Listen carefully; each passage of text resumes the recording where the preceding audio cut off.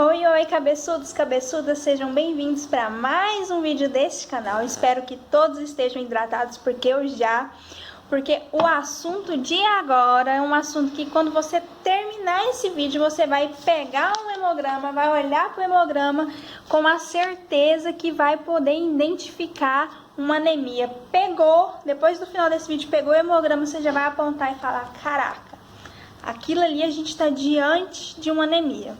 Então, vem comigo que até o final você já vai estar podendo dar esse diagnóstico. Bora? Então, vem!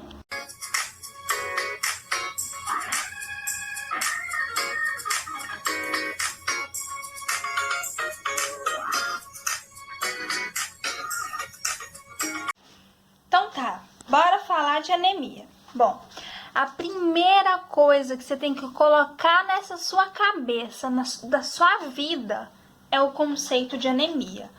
O que é anemia?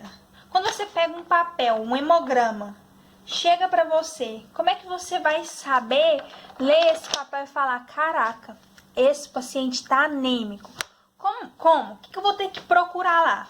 Eu vou procurar neutrófilo, eu vou procurar linfócito, eu vou procurar glóbulos vermelhos, o que eu vou procurar? Então, é o seguinte, a definição de anemia é o descenso dos valores da hemoglobina por debaixo dos seus valores que são considerados normais. Quais são os valores normais, Jaque? Então, numa mulher o valor normal é de 12 a 15,5 e um homem é de 13 a 18. Então, quando esse valor cai dessa hemoglobina, a gente então está diante de quê? De uma anemia.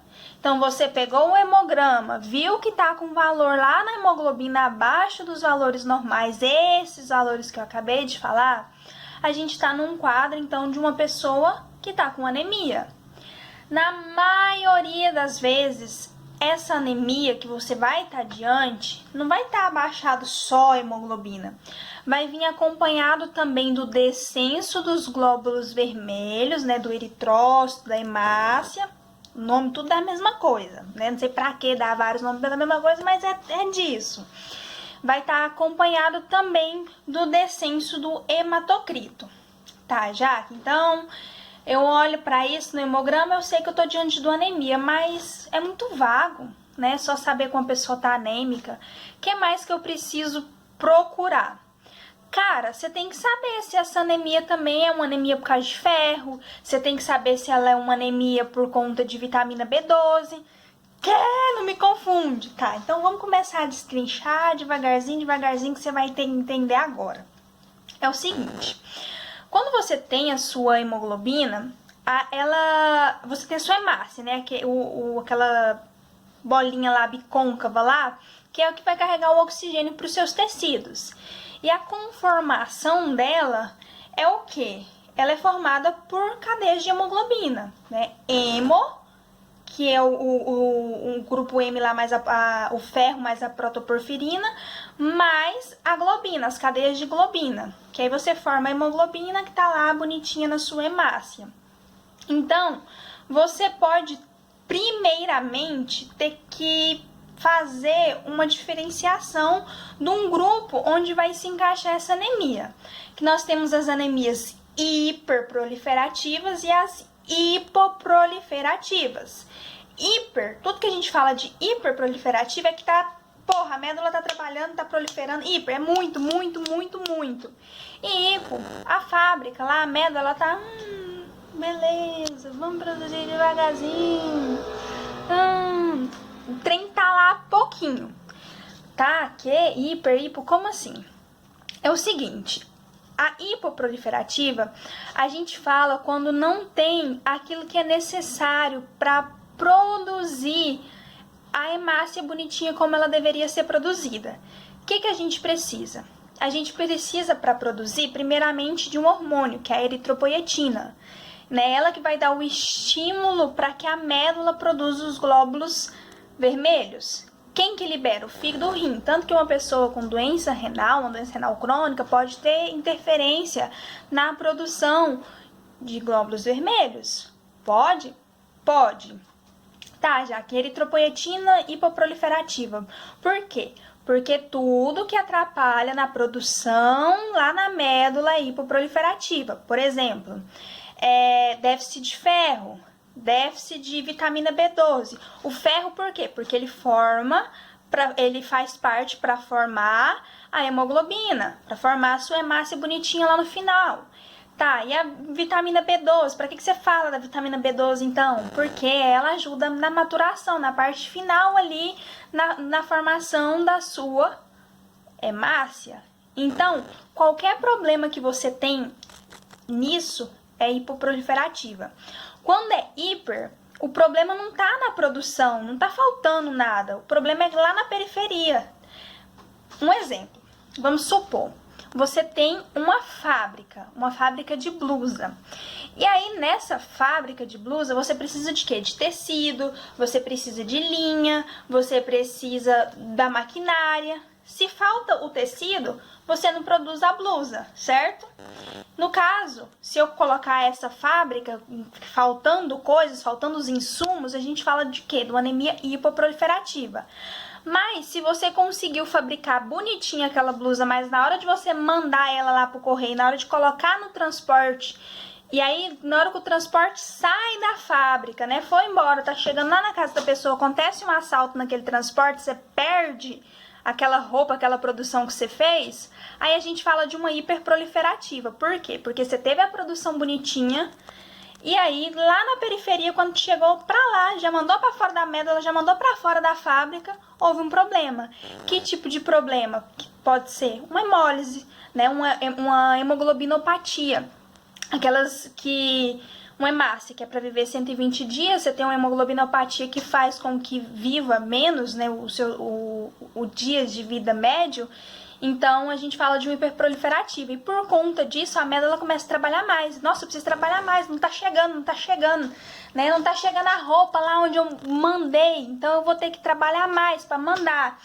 E é aí que entra o principal marcador que vai diferenciar se você tá diante de uma hiperproliferativa de hipo, que são os reticulocitos. Porque esses reticulocitos, eles são marcadores. Na hiperproliferativa é onde ele vai estar elevado. Por quê? Porque reticulócitos, eles são nada mais do que os seus glóbulos vermelhos nenê, né? O reticulócito, ele é uma célula que tá precisando, como tá precisando de glóbulo vermelho, mas não tá tendo porque tá morrendo lá na periferia, tá acontecendo hemólise, começa a mandar então os bebês em tudo, esses reticulócitos tudo pro sangue. E esse é um marcador diferencial que a gente não vê nas anemias hipoproliferativas. Esse é o primeiro. Você entendeu isso? Você vai começar a pensar assim para dar o diagnóstico de todo tipo de anemia. O segundo, além de você entender isso, você tem que entender a classificação morfológica. Porque a anemia, ela pode ser microcítica, macrocítica e normocítica. E aí você sabendo disso, você olhando para isso, você consegue já pensar em certos diagnósticos. Você, por exemplo, você vai olhar o VCM. O VCM é o volume corpuscular médio. Ele vai indicar para você como é que tá em relação ao volume daquela hemácia que tá. Se tiver ultrapassado os valores normais, que é de 80 a 100 esse VCM, você vai estar diante de uma anemia macrocítica. Se tiver diminuído abaixo de 80, você está diante de uma anemia microcítica. Dentro do rango ali mais encontrou uma anemia normocítica. Tá, já que aí então eu encontrei hemoglobina diminuída, eu sei que eu tô diante de anemia, né? Exatamente. Então, se eu encontro um VCM acima de 100, o que eu posso pensar? Aí é onde você vai poder pensar numa anemia que vai ser por déficit de B12, por déficit de folato, também certas hepatopatias e também a síndrome mielodisplásica. Então, você já exclui uma gama aí de anemia e começa já a pensar ali em umas mais específicas. Porém, se você vai e tá diante de um VCM abaixo de 80, você pode pensar no quê? A principal causa que você tem, inclusive, de anemia no mundo, uma delas é microcítica, que vai ser a ferroprívica, por déficit de ferro. Então, você tá com VCM baixo, então você já pensa primeiramente em anemia ferroprívica. Além disso, você tem outras, além da ferroprívica, como por exemplo a talassêmica. E além da talassêmica, a gente tem também a sideroblástica. Mais para frente a gente vai conseguir entrar um pouquinho de tudo isso.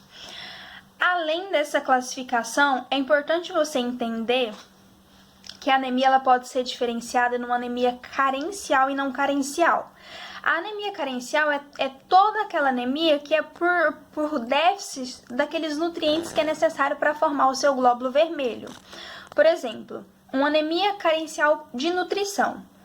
A pessoa não está ingerindo ferro da quantidade que precisava.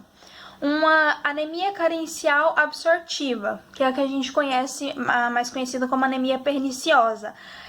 Pode ser por conta de fármacos, pode ser genético. Um exemplo, a pessoa toma um coquetel, a pessoa aidética que tem AIDS, toma o AZT e ele pode inibir a absorção.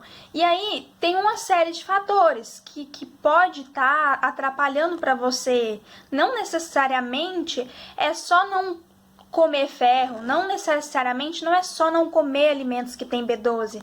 A pessoa ela pode ter feito uma gastrectomia, né, ter tirado um pedacinho ali da mucosa gástrica dela, que vai atrapalhar na absorção de B12. Atrapalhar por quê? Porque no estômago se libera fator intrínseco.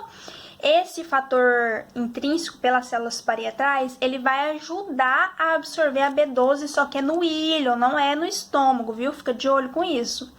Pode ser que você tome medicamentos e atrapalhe a metformina, por exemplo, pode atrapalhar essa absorção de ácido fólico. Então você pode ter problema absortivo, você pode ter, por exemplo, a enfermidade de Crohn, que é uma enfermidade que a mucosa está bastante inflamada, e tudo isso pode atrapalhar na absorção.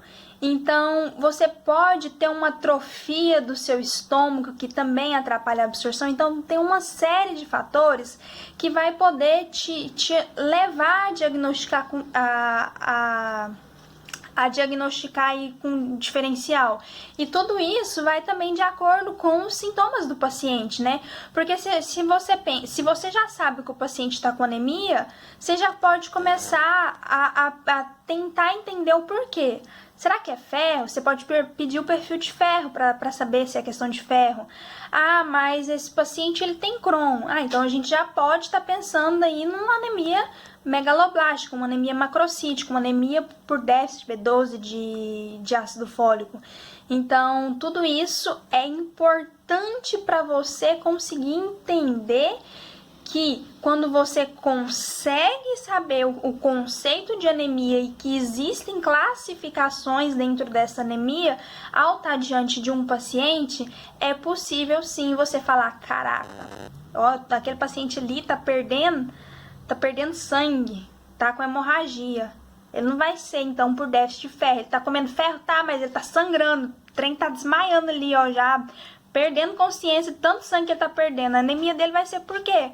Por perda de sangue, né? A mulher tá menstruando, tá jorrando sangue aí pra fora. Menstrua, tá saindo ferro ali no sangue dela, ali na menstruação dela.